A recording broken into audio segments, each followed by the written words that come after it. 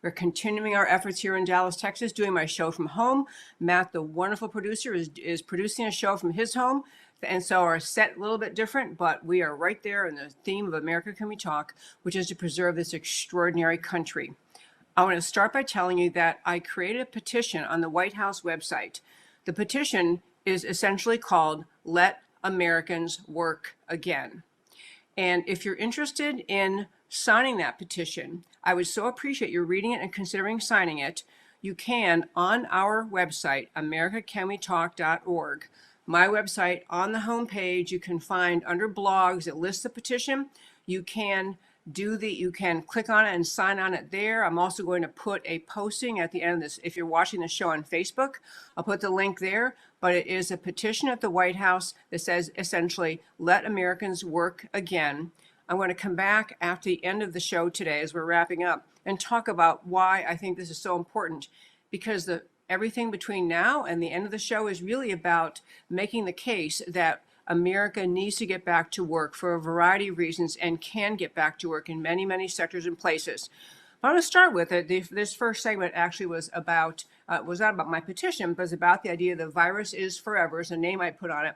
I want to encourage you to listen. We're going to start with Dr. Anthony Fauci, who is President Trump's main medical advisor in creating policy related to how we're dealing with the coronavirus in our country. And Dr. Fauci has been in Washington for a long time. He's been through a lot in Washington. We're going to touch on different things about his life throughout the show today. But what I want to urge you to do first, I have two clips of his. I want to first have Matt the Wonderful play this longer first clip that deals with essentially a questioning back and forth, Dr. Fauci answering questions essentially about where we are on coronavirus in this country. So here is Dr. Fauci. Unless we get this globally under control, there's a very good chance that it will assume a seasonal nature, in the sense that even if we, and I hope it's not just if, but when, we get it down to the point where it really is at a very low level, we need to be prepared that since it unlikely will be completely eradicated from the planet, that as we get into next season, we may see the beginning of a resurgence. And that's the reason why we're pushing so hard in getting our preparedness much better than it was, but importantly, pushing on a vaccine and doing clinical trials for therapeutic interventions, so that hopefully, if in fact we do see that resurgence,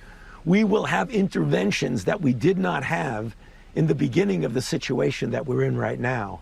Every time I get to that podium in the White House briefing room, Margaret, I always essentially plead with people to please take a look at those very simple guidelines of physical separation, because this virus doesn't discriminate whether you're in a small town in a relatively secluded area of the country versus whether you're in a big city. And sooner or later, you're going to see a surge of cases. So I would urge people to please take a look at that. Then the other quick clip I'm going to play before I tell you why this is so important in today's First Five, to understand what he's saying and what implications it has for America and our future of freedom. The other question, there was a much longer discussion in there, which I'll get to in a moment, but the other question, I grabbed a short clip of his answer, relates to the use of the drug, hydroxychloroquine, which is essentially the drug that more and more doctors now are saying they are finding to be actually effective in bringing about the recovery from COVID-19 of patients in our country. So we've had test trials in France. Other countries, doctors in other countries are claiming it's working well. It's originally an anti-malarial drug. They're using hydroxychloroquine alone or with other drugs they combine it with. But the point is, it's been doing a great job in numerous places around the world in helping patients suffering from COVID-19 and bringing about their recovery. But here's the answer he gave on the question of essentially how important or effective is hydroxychloroquine. Here's Dr. The Fauci. data are really just at best suggestive. There have been cases that show there may be an effect, and there are others to show there's no effect. Okay. So I think in terms of science, I don't think we could definitively say it works. Okay, folks, the reason this is so important, this First Five for today is kind of setting the table for the entire show.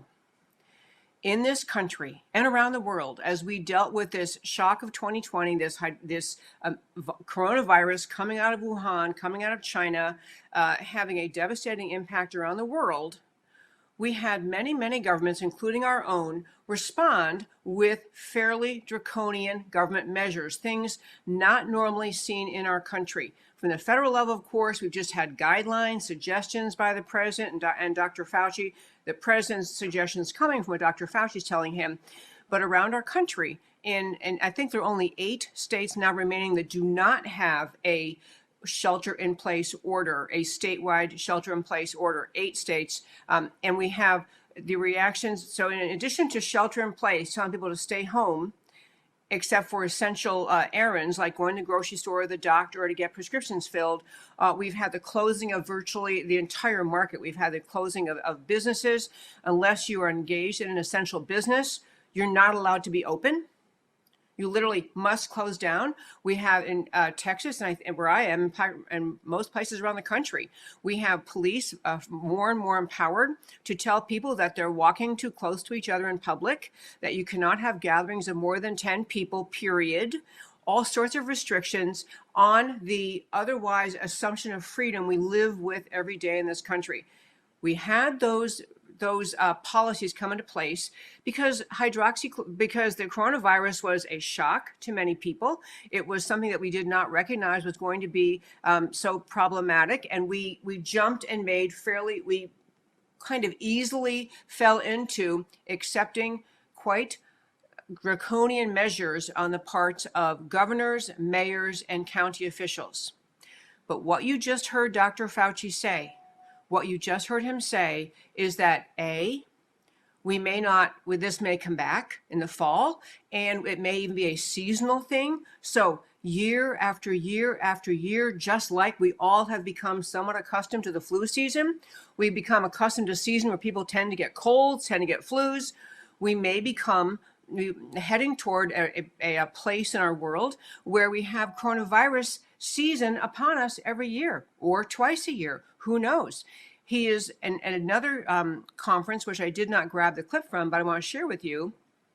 He made a comment. Dr. Fauci made a comment about the idea that, someone said, well, how long are all these measures going to stay in place? All these new, not just their guidelines at the federal level, at the state and local level, they are mandatory, some carrying actual penalties of arrest and fines. How long should this stay in place? His answer was, until the virus is gone. I want you to let that sink in. He is saying it may last forever. In this interview you just heard, he's saying other places that we have to keep these draconian, repressive, anti-freedom measures in place until the virus is gone. So you put those two things together, and he's kind of signaling he's actually good with America moving forward with this sense about itself that we just sit in our homes and wait to be told by the government whether or not it's okay to go out of our houses, whether or not it's okay to open our businesses. I want to ask Matt the Wonderful to replay that last shorter clip. It relates to the drug hydroxychloroquine, because he's being asked about, what do you think about this drug and how well it's doing? I want to ask Matt to replay that clip, and then we'll talk more about Dr. Fauci. The data are really just at best suggestive. There have been cases that show there may be an effect, and there are others to show there's no effect. Okay. So I think in terms of science, I don't think we could definitively say it works. Okay, in closing out today's first 5, I want to remind you that we have in our country doctors around the country saying hydroxychloroquine is working well. We have tests from countries around the world. We have doctors in the state of Utah complaining that they cannot get access to the hydroxychloroquine. They can't prescribe it, even though they want to, because the state has taken control of it. And you have Dr. Fauci in this little clip we just heard. You have Dr. Fauci denouncing hydroxychloroquine, and again, as he has been throughout this time, pushing vaccines. We'll come back to that point later. I'm going to wrap up the first 5 by saying this.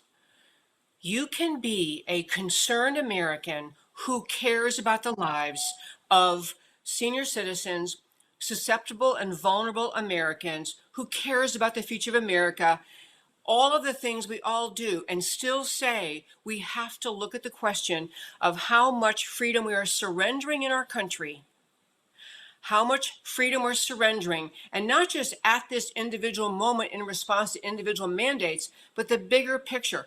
How much freedom are we surrendering when we are saying in our country, well, if the NIH or this Dr. Fauci again tells us in 2 or 3 months, hey, got a new big problem, everybody back home again, schools closed, business closed, do we all just salute, or do we say, you know, we actually have to have a bigger and better conversation about how we're going to react to this virus, how we retain American style liberty in this precious country? And that, my friends, is today's First Five.